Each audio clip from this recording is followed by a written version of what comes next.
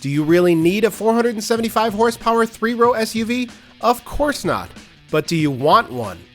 After spending a week with this 2018 Dodge Durango SRT, my answer is an emphatic yes. The Hemi V8 powered Durango SRT picks up where the already pretty great RT model leaves off, and it never looks back.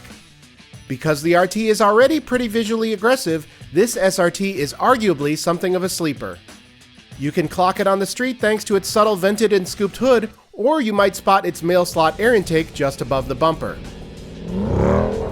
More than likely, however, you'll hear the SRT coming first. It's no demon, but with 475 horsepower and 470 pound-feet of torque, this SUV was never going to be subtle. And it's loud.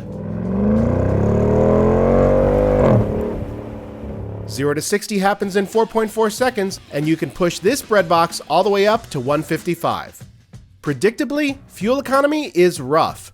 The EPA calls for 13 mpg city and 19 highway, but because I was having too much fun playing with the paddles and goosing the throttle, I got even less. Even with standard all-wheel drive, a bunch of suspension mods were in order.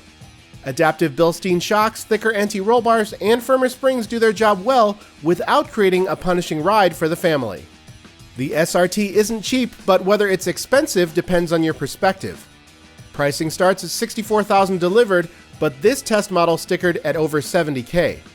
That's a lot of cash, but it's also a lot less than Germany's steroidal 3-row SUVs like the Mercedes-AMG GLS 63 and BMW's X5M, both of which are six figures, and neither of which are that much more fun to drive.